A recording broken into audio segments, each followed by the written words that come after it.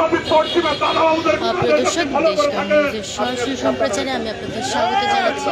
এই মুহূর্তে আমি আপনাদের সাথে সরাসরি যুক্ত আছি জাদুঘরের সামনে থেকে।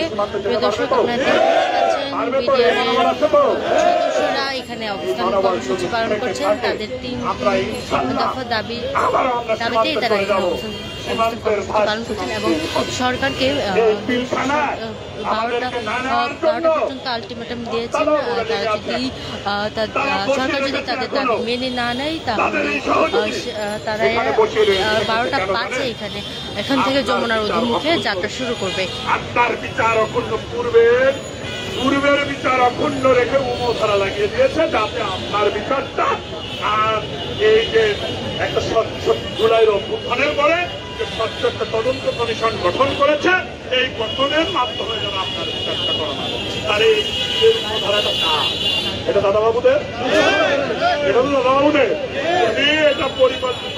আমি দেখলাম অনেক মহাজন আজ কথা বলে, আজ কোন চ্যানেলে টকশোতে এখন আর বিডিআর কথা বলে। আগের টকশো জুলাইয়ের পরে 5 আগস্টের পরে টকশো হলেই হয় বিডিআর, 25 ফেব্রুয়ারি বিডিআর। এখন আর হয় না। কেন হয় না জানেন? ওই দাদাবাবুদের ইশারা। আবার কি দাদাবাবুরা আসবে? এই ইশারা করে পরে রক ধরবো, ধরে ধরে মারবো, ধরবো, ধরে ধরে মারবো। আপনারা সেটা প্রস্তুত আছেন না? ওই লেগেছে রে, লেগেছে, সদস্যরা এখানে শাহবাগ জাদুঘর সামনে আজ মঙ্গলবার দুপুর 12টা পর্যন্ত সরকারকে আলটিমেটাম দেওয়া হয়েছে।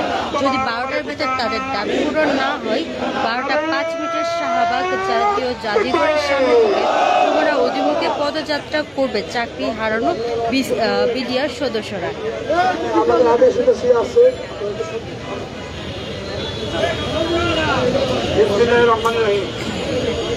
সম্মানিত ভাইরা, আমাদের ভাইরা যারা দীর্ঘদিন ধরে অপেক্ষা করতেছেন, আমি শুধু একটা কথা বলবো আপনাদের কাছে। প্রথমে আমার কথাটা শুনবেন। এখানে যারা নেতৃত্ব দিচ্ছে বা যারা আপনাদের ভয়ে যোগাযোগ করতেছে, আমাদের প্রতি কি আপনাদের পূর্ণাঙ্গ আস্থা এবং বিশ্বাস আছে? যদি বিশ্বাস থেকে থাকে তাহলে আমরা বলবো, আমাদের স্যারের কাছে গেছি এবং স্যারকে বলে আসছি, স্যার এইখানে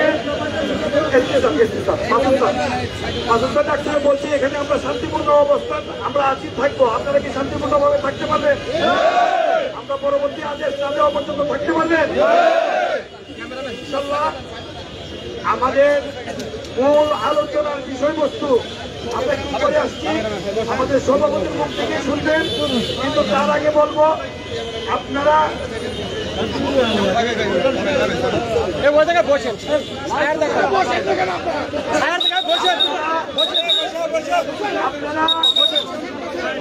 নেতারাদের শুনবেন, আপনারা নেতারাদের শুনবেন। আমাদেরকে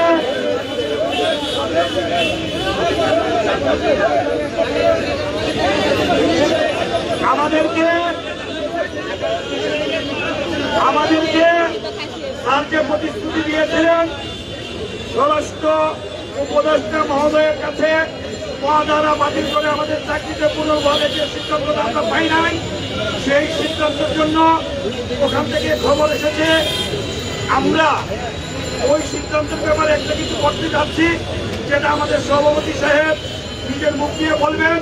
কিন্তু আমরা যে প্রতিশ্রুতি দিয়ে এসেছি প্রশাসনকে, আপনাদের প্রতি বিনীতভাবে অনুরোধ রইল, আপনারা কারো কথায় গুজবে কান দিয়ে কোনো কিছু করার চেষ্টা করবেন না।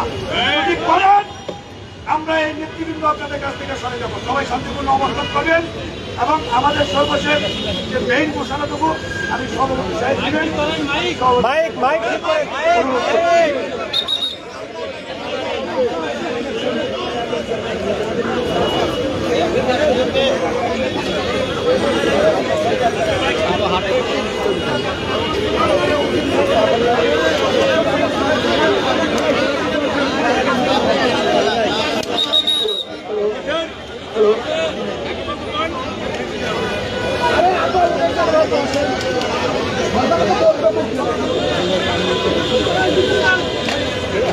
শোনা যায় না।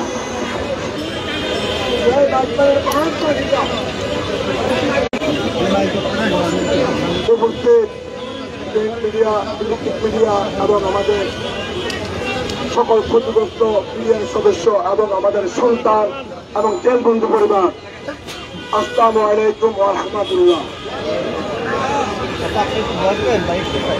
আলহামদুলিল্লাহ, আমাদেরকে ডিসি মাদুর সাহেব কথা দিয়েছেন